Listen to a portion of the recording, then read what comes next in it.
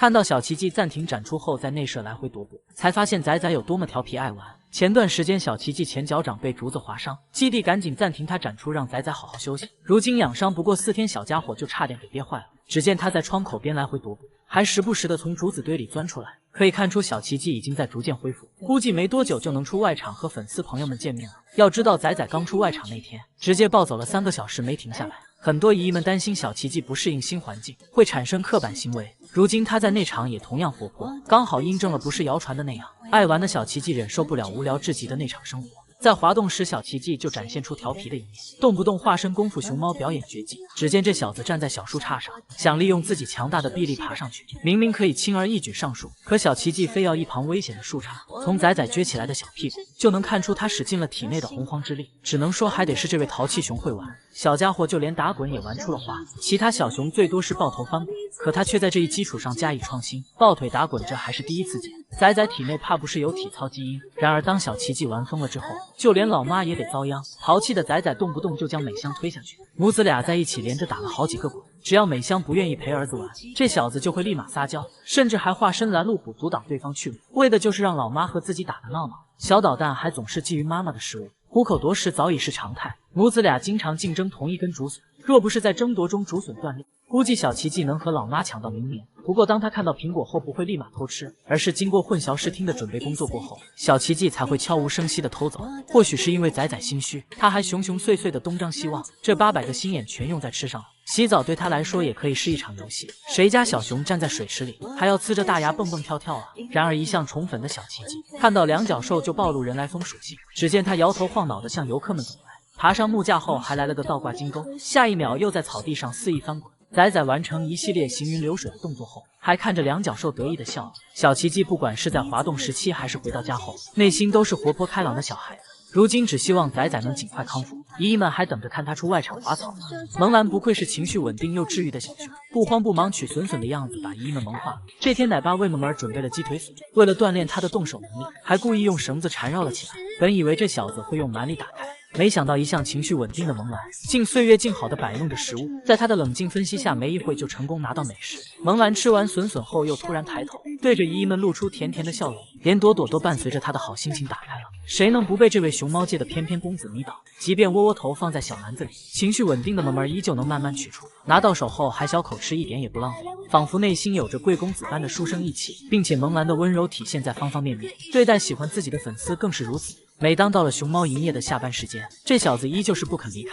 为了陪伴远道而来的姨姨们，萌兰在漆黑的夜晚也要留下陪伴。善良懂事的萌儿不愿意辜负每一个人，人多的时候这小子就人来疯，积极为游客表演新节目，动不动就和小姐姐们贴贴，用自己的方式治愈着万千两脚兽。这小子脸上时时刻刻洋溢着笑容，即便他在奔跑时跌跌撞撞，也要立马站起来满怀爱意的奔向姨们。北洞游客寥寥无几之时，他同样会打起12分的精神营业。游客站在窗边安静注视着，萌儿则拿着竹笋安安静静吃播，从来没因为粉丝游客少而落幕不高兴。从籍籍无名陪到人声鼎沸，萌儿依旧是那个温柔美好的大男孩。小熊们都将麻雀当成玩具，动不动就要一口咬住。善良的他却将对方悉心照顾，不仅将自己的窝窝头拱手相让，还允许小鸟们霸占自己的专属铁王座。正因为萌兰的这份温柔，麻雀对他也是双向奔赴。要知道萌儿最近谋划着越狱大事，前几天还差点挖到了隔壁院子。他的朋友们得知后纷纷帮忙挖地道，为的就是报答萌兰的恩情。萌兰对待最亲密的饲养员更是懂事，徐老爷在喂食时总是忍不住揉一下大外孙。萌儿面对没有任何距离的接触，非但没有抵触之心，还会主动牵起对方的手。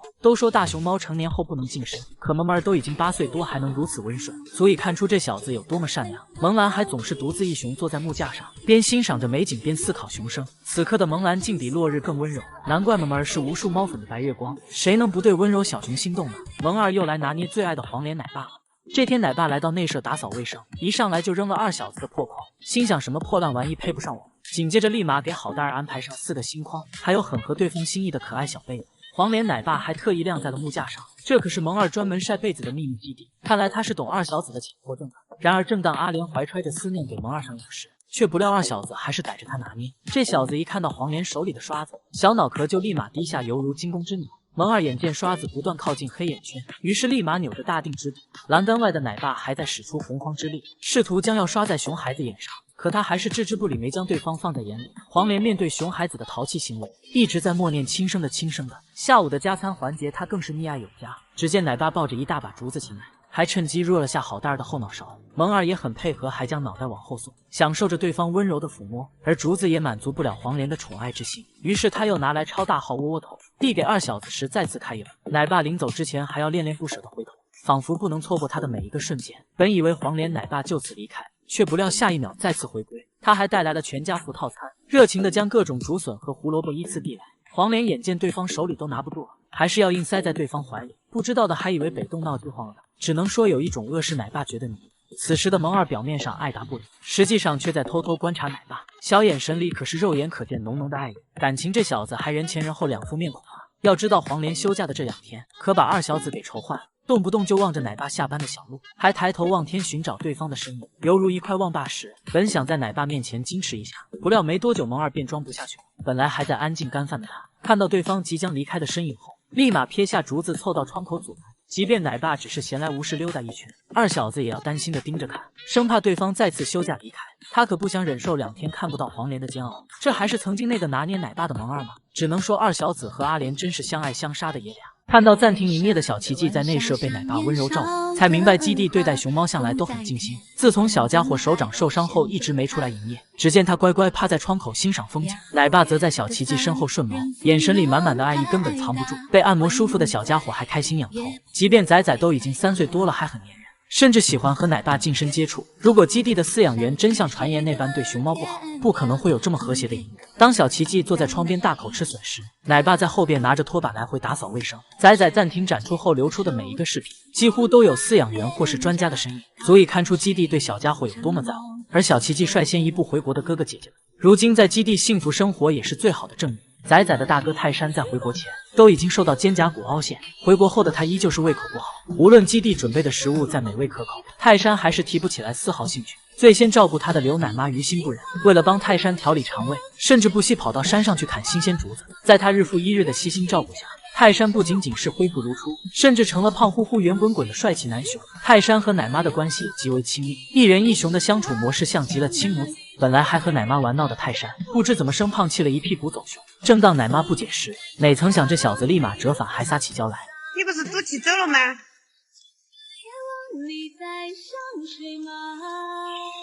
你气不是很大吗？大不大气？大。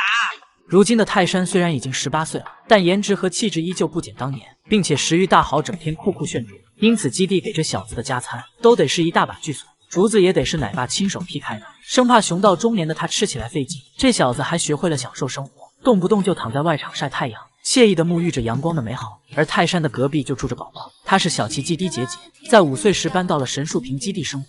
自打宝宝来了基地后，逐渐褪去刚回国时的刻板行为，在奶爸奶妈的守护下，变得开朗阳光，还是个十足的美熊。几年以来，宝宝还孕育了3个孩子。如今和小儿子宝利生活在一起，不仅能住着风景优美的豪宅，身边还有着孩子的陪伴，这样的生活何尝不是一种幸福呢？基地饲养员都是一群爱大熊猫的人，相信在他们的照顾下，小奇迹也能很快康复，再次出外场。飞云不愧是熊猫界的颜值扛把子，温柔到极致的她做什么都很优雅。小飞云可是标准的甜妹长相，圆头圆脑，还有着大大的米奇耳朵，熊猫圈独一份的微笑唇，更是给萌妹上了一层厚厚的柔光滤镜。别家小熊疯玩起来丝毫不顾及形象，将自己弄成挖眉棕熊更是屡见不鲜。唯独飞云大美女时刻都有偶像包袱，就连打喷嚏也要捂嘴保持优雅，笑盈盈的小表情任谁看了不心软软。难怪奶爸每天被自家闺女迷得五迷三道。五公主啊，回家！飞云绝对是熊中刘亦菲，这盛世美颜放眼熊界、猫界、熊猫界也找不出第2位。作为一枚小淑女，飞云干饭时也要保持着自身的优雅，轻轻拿过窝窝头，小口小口吃，一点也不浪费。即便在吃饭时不小心塞牙，她也不会像其他小熊那般龇牙咧嘴，而是慢慢裹嘴，剔牙时更要低头操作，生怕被两脚兽拍下大美女的丑照。要知道熊猫睡觉最容易暴露真面目，滚滚们不是打呼噜磨牙，就是睡得四仰八叉，毫无形象，甚至还有不讲究的小熊睡在青团上，飞云却能温柔的睡美容觉，香香软软的，让人不禁想揉揉她的小脸蛋。难怪奶妈沉浸在她的盛世美颜中，说话时也会不自觉的秒变夹子音。飞云，起来吃饭啦！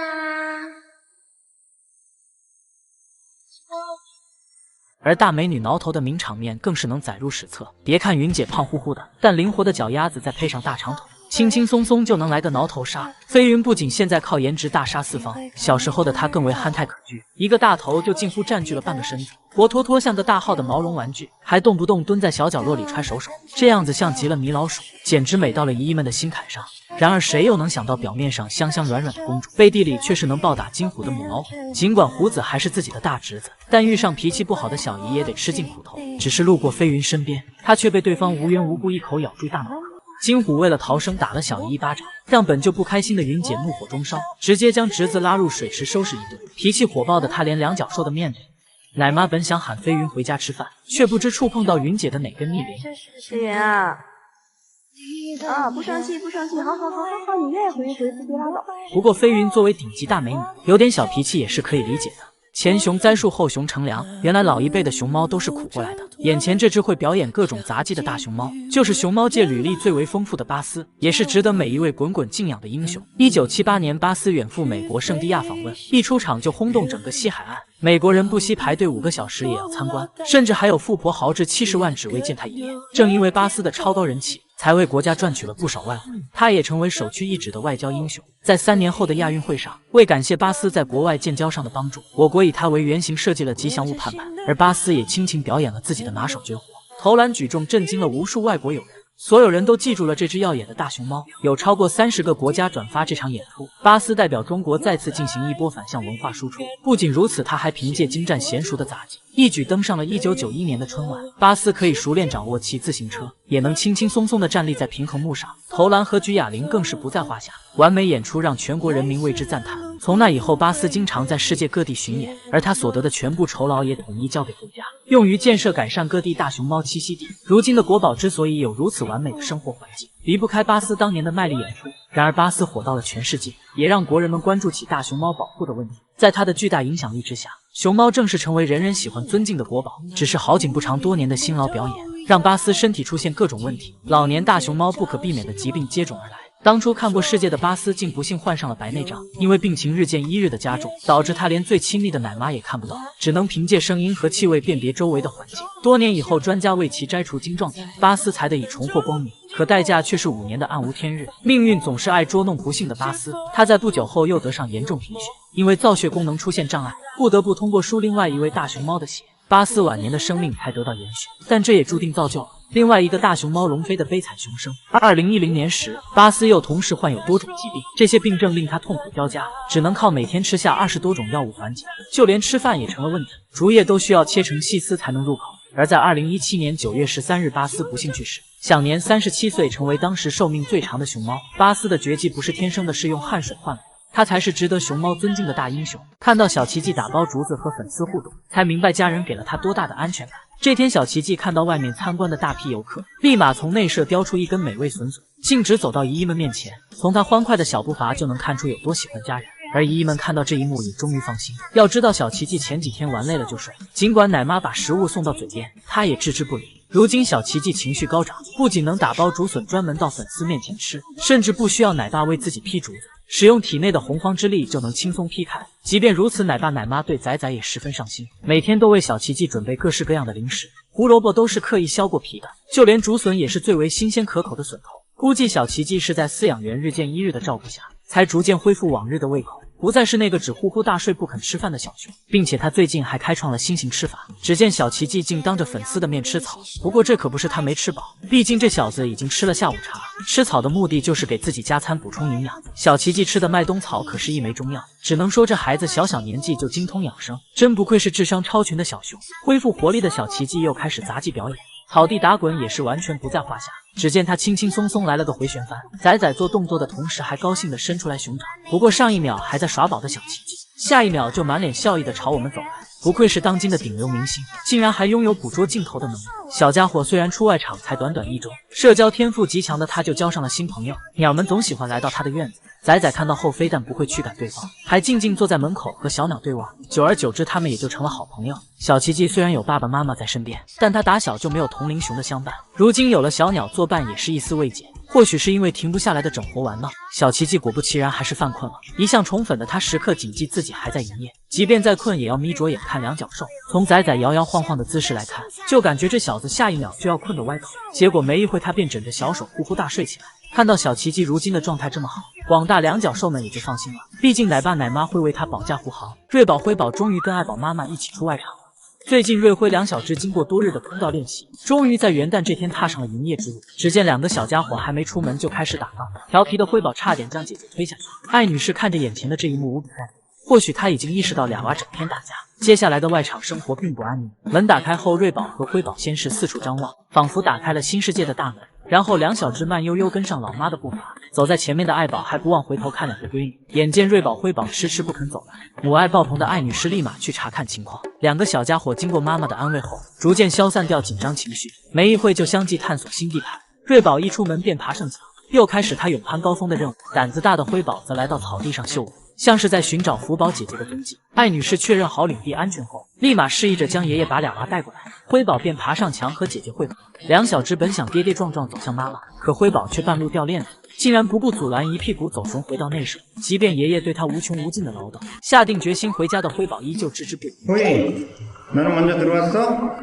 아니? 엄마를 따라다니면 되지. 엄마 안 따라다니니까 그렇지. 아, 루이는 지금 밖에서 놀고 있는데.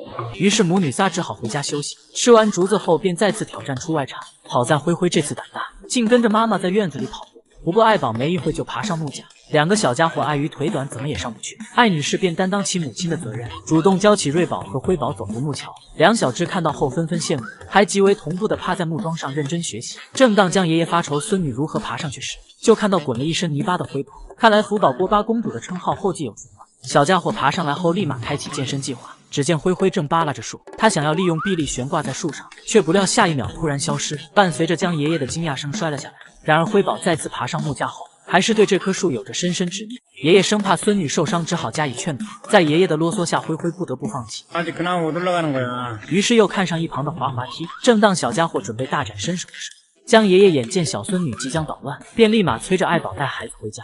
아이고, 애기 데리고 이제 들어갔으면 좋겠는데요. 还好江爷爷及时遏制住辉宝，不然他如此调皮，估计又得闯祸。看到花花迫不及待朝谭爷爷奔来，才明白弹棉花永远都是双向奔赴。只见花宝鸡上一秒还在慢悠悠走猫步，下一秒看见许久未见的谭爷爷后，立马屁颠屁颠冲过去。爷孙俩好不容易见面后，谭爷爷赶紧拿出美味果果投喂大孙女。花宝鸡边吃边盯着爷爷看，眼神一刻也离不开对方。谭爷爷或许是想起来小叶子，便将果果放在孙女手上试图离开，却不料遭到了对方的拒绝。花花知道拿到手后爷爷就会走，所以为了能留住对方，才不肯接住小苹果。到了下午的加餐时间，谭爷爷又抱着一大捆竹子前来，还贴心的放在了孙女身边。花花看到后立马从滑梯下来，张嘴等爷爷的亲手投喂。谭爷爷看着孙女的样子太过可爱，竟然没忍住揉了一下花花的大脸盘，临走前还将剩下的果果摆盘。小家伙本想留住爷爷，但看到对方精心准备的杰作后，非但没阻拦，还满意的笑了。别看爷孙俩现在如胶似漆，可谭爷爷还没上班前，小家伙却是实打实的高冷花。一向敬业的花花连出门都是不情不愿，也许是因为女明星心情不好，他还和弟弟兵分两路，谁也不理谁。代班奶爸看到花花出来后，赶忙将果果放地上，又火速跑开。相比弹棉花在一起的亲密无间，看来花宝鸡只偏爱谭爷爷一人。然而花花看不到日思夜想的爷爷，还因此有了小情绪。就连一开始听到对方回来的声音后，他也是按兵不动，不肯下手，似乎是在怪罪谭爷爷的不辞而别。不过宝宝花生完胖气，没一会就屁颠屁颠奔向爷爷。对于花花来说，爷爷永远是第一位。谭爷爷对孙女的爱同样也是如此，他眼中的花花是最美丽的存在，经常骄傲地向游客夸花花。这彩虹屁一旦开始就绝对停不下来。他确实呢长得比较好看，那个性格也好又慢。看这差点咧到后脑勺的嘴角，就知道谭爷爷对花花有多偏爱。作为孙女的护花使者，谭爷爷绝不容许游客认错花花。那在下面是竹子，这个是花花。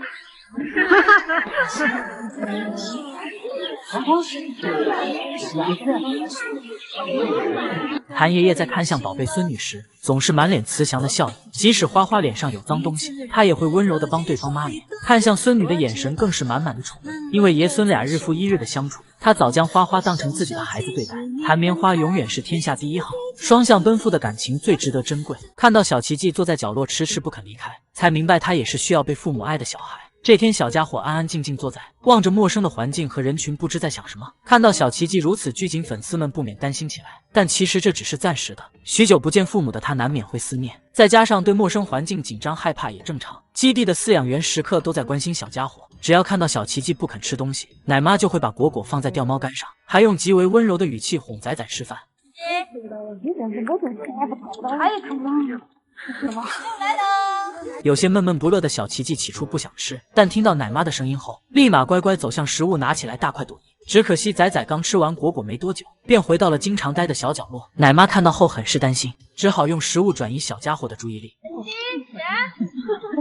或许是因为奶妈的悉心陪伴，小奇迹肉眼可见的变好，已经在尝试着适应新环境了。尽管小家伙如今还在适应期，但是他在睡觉的时候会特意待在离两脚兽很近的地方，这对他来说可是满满的安全感。小奇迹吃竹子也是大快朵颐，只见他急匆匆地扒拉着嫩叶，一刻也停不下来的往嘴里塞。况且前几天的小奇迹还满场狂奔，外场仿佛是他的游乐园，不仅爬墙翻滚完全不在话下，就连滑草绝技也能向姨姨们展示。小家伙玩累了能倒头就睡，还有奶妈的精心投喂，甚至还拥有自己的专属泡澡池。玩耍时的仔仔如此开朗活泼，又怎么会产生刻板呢？相信不久后又能看到他孩子气的一面。而另一边，小奇迹的爸爸妈妈也在逐渐适应养老生活，夫妻俩最近还登上了新闻。视频中，天天正大口啃着竹笋，咀嚼的时候还会开心到吧唧嘴。如此挺拔的身姿和油光铮亮的毛发，完全看不出是相当于人类80多岁的老年熊。从饲养员刘奶妈的采访中也能看出，天天适应能力非常强，每天就是那种精神饱满的那种很阳光的样子，还有对家乡的食物的这种兴趣，我觉得它是逐渐在增加这种浓厚度。美香不仅食欲好，精神状态更是不错，经常能看到她在院子里四处遛弯，完全没有小奇迹那般的拘谨。可见美香天天在新环境适应得很快，希望小奇迹能很快度过适应期，继续回到从前肆无忌惮疯玩的模样。看到美香天天被刘奶妈真心对待，才发现国内饲养员对大熊猫有多好。旅美归国的美香和天天去往都江堰基地后，正式开启了养老生活。两小只不仅有着吃不完的新鲜竹笋，能够享受安静惬意的环境，还遇到了一位十分有爱心的饲养员。刘奶妈考虑到美香天天年龄较大，为了辅助它们更好的消化，每天都分4次投喂50公斤的竹子。而刘奶妈不仅生活上对两小只细心照顾，还为美香天天提供情绪价值，经常会尝试着和它们沟通，建立信任关系。你要天天去和它沟通，不管你说什么样的语言，其实都是可以建立一些信任度的。也因为刘奶妈和2个宝贝的每月相处，使得她对美香和天天的情况了如指掌，每天就是那种精神饱满的那种很阳光的样子。如今美香天天能够很快适应环境，刘奶妈绝对功不可没。而她也是一位备受赞誉专业的饲养员，旅韩大熊猫爱宝和乐宝出国前的那段日子，就是刘奶妈负责照顾。每每提到乐宝，也就是当时的远信，她都是像夸自己孩子般的满脸笑意。她就会很粘人的那种感觉，很会发出的声音，然后就是就像小孩子在找妈妈一样的那种感觉。刘奶妈担心两小只会有应激反应，于是也跟着他们来到韩国。果不其然，爱宝看到陌生场地后瞬间暴躁。爱宝一开始只是待在门口不愿出来，没多久便开始甩掉餐桌上的竹子，他甚至还爬上树，愤怒地摇起来树枝。正当韩国的2位饲养员手足无措时，刘奶妈立马给出应急方案，让情绪不稳定的爱宝先内舍休息。开门吧，不信，开门吧，开门吧。他还交给江爷爷将零食放在外场，一点点地引导熊猫出来探索。在刘奶妈的建议下，爱宝很快安定下来。而在08年的汶川大地震突发时，刘奶妈在危难之际不顾自身安危，也要将熊猫放在首位。其中她拼命护着的华袄，在危险来临时，小家伙免不了受到惊吓，于是她紧紧抱着饲养员，即便利爪已经插进了刘奶妈的肩膀，她也是毫不在乎，而是继续将熊猫转移到安全区域，才放下心来处理自己身上的伤口。可见她真的将熊猫都当成自己的孩子来保护。但是那一刻，我就抱了它，它一直这样子抱着你不放啊，你都没办法不把它当成一个小娃娃那种感觉。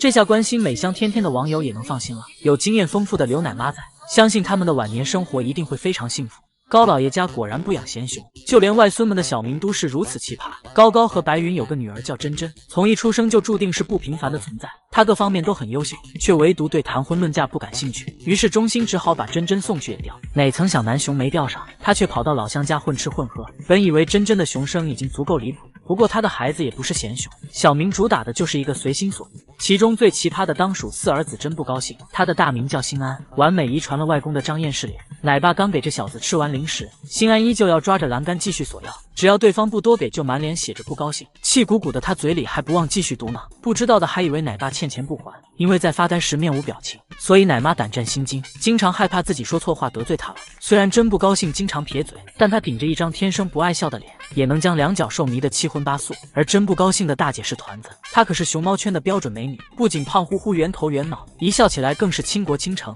因此也得了真好看的小名。然而团子的妹妹春俏也同样拥有逆天的高颜值，还是个安静温顺的美妞。不过真漂亮，能拥有白富美的长相，也不是没有原因的。毕竟她可是个标准的吃货，估计成年男熊都没这位美女能吃。并且她还有个弟弟叫真厉害，他将中国功夫诠释的淋漓尽致，动不动就化身功夫熊猫，在院子里来一套行云流水的武功。小时候和新安争夺母爱时，直接靠蛮力将弟弟给干趴下。虽然名字和战斗力都很强悍，但他实际上却是个小甜豆，有一张和自己完全不符的微笑唇。真厉害最喜欢干的事就是笑呵呵地趴在木架上观察两脚兽，看到姨姨们对自己一脸花痴的样子，这小子还卖萌来了个吐舌头。他的弟弟叫真川川，不过这小子的名字改了又改，因为和被退货回家的川川同名，网友们戏称痛失本名的他为真委屈。后来发现搞错熊了，为弥补失误特意改名为真英俊。然而真真自从考编上班后，一直在生娃的路上，在前年还生下了一对双胞胎，名叫真蓝和盛蓝，也被称之为真潇洒和真帅气。只能说一家子熊的小名没一个正常的。看到饲养员轮番投喂小奇迹，才明白被爱包围的孩子有多幸福。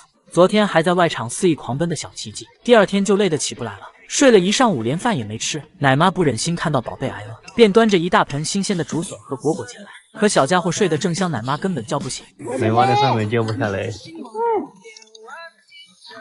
我嘛，小姐姐。或许是沉浸在睡梦中，小奇迹压根不愿理这位奶妈，只好无功折返。不过没一会又来人投喂大少爷，只见奶妈用掉猫杆将食物放在地上，试图唤醒困得睁不开眼的小奇迹。可恃宠而骄的他却扭头不看，无论奶妈扔了多少果果和竹笋，小家伙依旧是无动于衷。或许是看到奶妈翘首以盼的眼神，小奇迹决定给对方个面子。结果他拿起竹笋刚吃上没两口，另一位奶妈又赶忙去砍新鲜的竹子。新鲜的竹子哦。小奇迹看到后彻底懵了，心想这是想把本少爷喂成小猪吗？而对奶妈来说，自家宝贝当然要惯着。小奇迹也不再像以前那般小心翼翼。归国后的他真的被宠上了天。正因为小家伙如今被爱包围，仔仔才会彻底解放天性。昨天刚出外场没一会就化身为社牛，小奇迹走着走着就来了个滑草，熊皮大衣纵享丝滑，再顺势打个滚来到姨姨们面前。因为在院子里打滚停不下来，早上还白白净净的仔仔，到了中午就成了黑黢黢的蛙眉熊。作为一枚顶流小熊的小奇迹，很注重自己的偶像包袱，于是便来到小水池泡澡。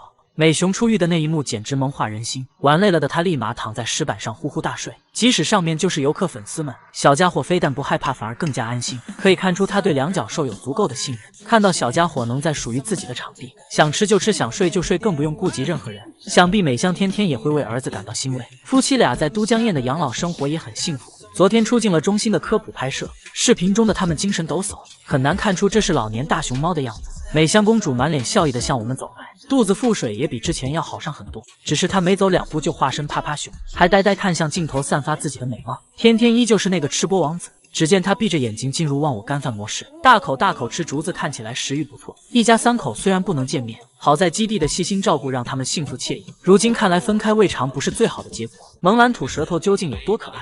撩完就跑的小熊精像极了臭屁男孩，而萌萌如此会拿捏姨姨们，想必他一定知道自己巨帅巨可爱，不然也不会在照镜子时被自己迷晕。这天萌萌趴在玻璃上，利用反光欣赏自己帅气的脸庞，没一会就被美貌迷晕了。离开前还来了个帅气的漂移转身，对自己颜值有着深深自信的萌兰，深谙熊猫圈的耍帅之道，随便一个动作就能迷倒万千两脚兽。只见萌萌叼着一根木棍，迈着霸气的步伐向粉丝们走来，竟然流露出了大哥气质。或许是听到姨姨们的尖叫声，臭屁的他叼着牙签都忍不住偷笑。作为一名合格的男明星，萌兰的职业素养也超强。上一秒还在挠耳朵的他，注意到姨姨们的相机后立马摆起姿势，这神态简直帅到离谱。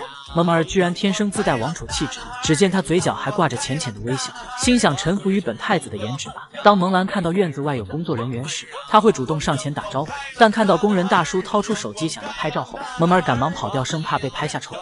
有着帅哥包袱的萌兰，就连出场方式也是与众不同的。谁家小熊出门还来了个歪头杀？然而萌兰不仅拥有超高的颜值，还拥有有趣的灵魂，每次营业还不忘耍帅。尤其是萌萌的控球，谁看了不惊叹？他能轻轻拨动着小球，然后抱住来了个熊熊翻滚，最后耍完帅后留下了冷酷的背影。要知道乐宝靠着单臂大回环，成为无数姨姨们口中的国民女婿。萌兰听说后可很不服气，于是便连夜研究出了 2.0 版本。只见萌萌轻而易举爬上了树，靠着自身的强大臂力翻滚，还用35码的脚丫勾住树杈，又来了个自己的独门绝技倒挂金钩。如此强大的核心力量，还被网友们尊称为体操王子。然而萌兰有机会就耍帅，过个障碍物也要不走寻常路，还特意从木架下钻过来，这大脸背儿谁看了能不喜欢？如此简单的动作就被网友们夸上天，不仅给这小子找起来媳妇，甚至还有姨声称要嫁给我。而萌兰表演高难度一字马时，更是在粉丝的彩虹屁中逐渐迷失自我。听到两脚兽夸赞声的他，恨不得在木架上舞上一曲。堂堂西直门三太子如此臭屁，这就是帅熊的通病吗？香香熬夜吃竹子，白天困到睁不开眼。谁能想到社恐小公主回家后彻底解放天性？近日，香香开启深夜食堂的幸福生活，每天半夜酷干饭的她，第二天营业时就会无精打采。只见香香对着镜头龇牙咧嘴的打起哈欠。从前小公主的偶像包袱荡然无存，没睡醒的她赖在山上迟迟不肯下来，像是在犹豫今天还要不要上班。奶爸看到小公主昏昏欲睡的样子，便用夹子音试图唤醒香香。最后宠粉的他还是决定下山营业。只见公主前来和粉丝打招呼，还隔着玻璃和两脚兽不断贴。看见粉丝拿起相机时，他也会立刻配合对方拍照，不仅会展示自己360度无死角的美貌，还经常做出可爱呆萌的搞怪姿势。真没想到以前拘谨的香香，回国后竟然变得这么亲人。只可惜没睡醒的香香，刚和两脚兽玩一会就又打起哈欠，并且晕乎乎的他还做出奇奇怪怪的举动。只见堂堂公主竟抱着树啃起来树皮，她刚尝一口就困得睁不开眼，又一连打了好几个哈欠。不过当香香精神状态回归后，便开启整活的现眼包模式。上一秒还是恬静小公主的她，突然化身癫婆为粉丝们舞上一曲，不仅像舞狮似的跳来跳去，还时不时趴在树上来了个钢管舞。公主如此猝不及防的转变，属实令日本粉丝们感到震惊。正因为香香回家后拥有超大场地，才能让她如此肆意快乐的玩耍。小家伙最喜欢在山上巡逻，欣赏着独属于自己的山头。因为基地的环境更趋于自然，随意会有小鸟为山大王献唱。善良温柔的香香自然也把这群小鸟当成自己的好朋友，即使对方撞到玻璃上打扰她宠粉，香香也不会生气，反而用熊掌轻轻扒拉着小鸟。想要叫醒撞晕脑袋的朋友，香香不仅能自由自在，还有着每天都有吃不完的美食。只见小公主手里拿着竹笋，还呆呆望向一旁的窝窝头，吃着碗里的还不忘看着锅里的。想要雨露均沾的小公主有些左右为难，并且香香的生活环境也是极为安静的。而前来看完她的两脚兽们也很有素质，不仅没有刺耳的嘈杂声，甚至安静到都能听见院子里小鸟的叫声。看到香香如今的生活如此美滋滋，不禁让人感叹还是生活在自己家里幸福。看到小奇迹出外场高兴狂奔的样子，才明白回到家的孩子有多么幸福。就在昨天，姨姨们竟在院里惊喜看到了小奇迹的身影。只见小家伙刚出来就满院子疯跑，在草地里翻滚更是不在话下，还不停地用咩咩叫来表达内心的喜悦。能看出小奇迹也是个活泼的孩子。玩了一圈后，宠粉的小家伙立马开启营业模式，他面带笑意注视着每个两脚兽，明亮有神的大眼睛和奶乎乎的大脸直戳姨姨们的心巴。为了讨游客喜欢，他还开始整活。上一秒的他还在巡视外场，下一秒就表演起即将失传的滑草，像穿上溜冰鞋般从斜坡丝滑的滑下。仔仔怕不是偷偷找情韵取经去了。对外界事物充满好奇心的他，已经不满足于在外场的院子里撒欢。只见小奇迹扶着墙边来回行走，还用熊熊碎碎的小眼神四处张望。难道是想继承萌兰翻墙越狱的本事？如此活泼好动的小家伙，连一旁的奶妈都看不下去了，只好立马劝阻，生怕他会累的。不过小奇迹可一点听不进去，非但没有停下脚步，反而在外场来回踱步，四处转圈。一刻也闲不下来的他，就连中午的吃饭时间也不浪费，还叼着笋来到粉丝身边巡场。聪明的小家伙还学会了边走边吃。仔仔或许是为了哄粉丝开心，小家伙刚吃完饭便对着两脚兽练习起来仰卧起坐，感觉他浑身都有使不完的牛劲。然而活蹦乱跳一整天的小奇迹，在晒太阳的时候困意来袭，于是他便枕着小手倒头就睡。阳光洒在小奇迹精致的毛发上，让本就帅气的脸庞显得更加治愈。这一幕简直是世界最美好的存在，也不免让人回想起他在华东的时光。虽然吃不到国内的新鲜竹笋，但他从小就开朗阳光，况且还有爸爸妈妈的相伴。那段时间的小奇迹也像如今这般惬意。仔仔总喜欢抱着头在外场翻滚，偌大的草地成为独自一雄的游乐场。小奇迹有时还费头子上身，竟然和老妈切磋武艺，母子俩打打闹闹的样子是如此幸福。院子里的假山和猫爬架，对活泼爱玩的他来说也是不在话下。拥有矫健身手的小奇迹都能随意攀爬。小奇迹无论归家前还是如今，都像个孩子般活泼爱玩。广大网友们悬着的心也终于放下了。懂事可爱的萌兰有什么魔力，竟然任何年龄段的游客都会爱上她？萌兰很喜欢萌娃们，只要在外场听到对方的呼喊，不管在干什么都会抬头寻找声音来源。他还乖乖地走向玻璃窗的方向，想要找小朋友互动玩耍。内心温柔善良的萌兰，无论对谁都怀抱着一颗炙热的心。当环卫工人来到院子外打扫卫生时，萌兰立马站起来和阿姨对视，还洋溢着开心的笑容。眼前的这一幕是那么美好又治愈。这小子还凭实力俘获了一众爷爷粉。萌儿一见到外场的粉丝们，就会趴在窗边来回行走，只为照顾到每一个角度的游客。每当这时，总会有爷爷举起手机记录下这一刻的萌兰，嘴里还要不停的夸夸。墩墩真棒！哟，墩墩真棒！哟呵，墩墩，真棒！这语气像极了宠溺小贝的老人。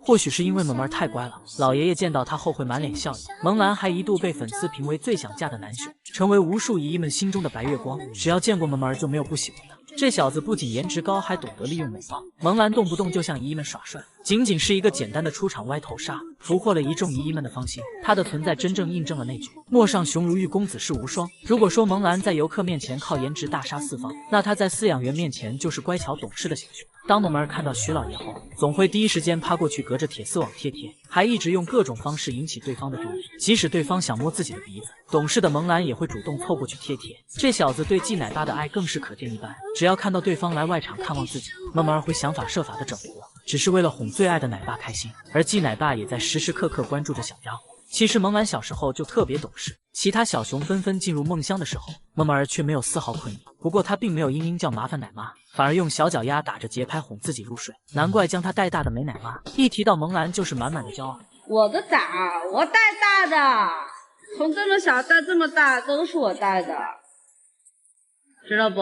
你那么多崽，为什么只喜欢他？长得乖呗，小时候颜值好高的，足以可见这小子的熊格魅力有多强，就连小鸟们都很喜欢他。而善良的萌兰也会将食物分给鸟，正因为永远怀抱着一颗炙热的心，萌儿才会人见人爱，获得每个年龄段两脚兽的偏爱。喜大普奔，连续带娃5个多月的爱宝，终于出外场开启新生活了。今天一大早，艾女士就出门放风，姨姨们也见到了久违的蓬蓬脸小爱。只见她握着竹子大快朵，兢兢业业地开启女王的吃播模式，能看出不坐月子的艾女士胃口都变好了。吃饱后，她还在院子里遛弯。此时的生活是如此惬意又美好。好不容易摆脱掉带娃后，爱宝当然得好好享受当下。毕竟瑞宝和辉宝在下月月初也要尝试着出外场活动。艾女士到时候估计要天天上演双打。要知道梁小智在内射的时候，就因为导弹整的艾女士生无可恋。两位混世小魔王继承了福宝的衣钵，不是在欠打的路上，就是在艾女士的底线疯狂试探。辉宝动不动就给老妈一个大耳光，嘴里还不停的骂骂咧咧，不知道的还以为她才是被欺负的那个。而表面上是个乖乖女的瑞宝，还学会了偷袭战术。当爱宝抱着小家伙想要哄睡时，小家伙突然来了一巴掌，直接打在了老母亲的脸上。艾女士就连睡觉也要被瑞宝打搅。只见小家伙趴在老妈身上，为了调整好位置还来回乱动。瑞瑞还一把抓住爱宝的肩带，这是想骑在妈妈身上策马奔腾吗？爱宝本想制止，但白天带娃太累，于是任由闺女在身上折腾。对闺女忍无可忍的爱宝，只好上演母爱如山体滑坡。这天，艾女士埋伏在瑞宝的身后，本来抱着竹子磨牙的小家伙，突然感觉到后背发凉，瑞瑞还悄咪咪地瞄了一眼，果不其然被老妈一口咬住夺走。为了彻底安静，爱宝还学会了退货这招，他将孩子高高叼起送给自己的保姆。这娃是一天也带不下去了。瑞宝和辉宝在内射就如此调皮，想必出外场后少不了一顿胖揍，更何况还有福宝姐姐的先例在。福猪猪和妈妈在一起时，才是真正将艾女士给活活逼疯。福宝知道自己打不过老妈，便搞起偷袭，爱宝只是在前面走路，这小家伙也要欠欠的撞一下，还经常化身锅巴公主玩的一身土。欠欠的福宝哪能错过整妈妈的机会？只见他一迅雷不及掩耳之势飞奔过来，白白净净的爱宝也被他传染上了。福猪猪如此不懂事，自然也少不了老妈的一顿胖揍。这天，福宝觊觎妈妈手里的窝窝头，胆大的他不顾眼神问候，也要猛扑到对方身上明抢。气得爱宝吃完窝窝头就追着大闺女打，这一波血脉压制直接打得福宝都找不到路。真的很好奇辉宝和瑞宝出外场会不会和福宝拥有同样的命运。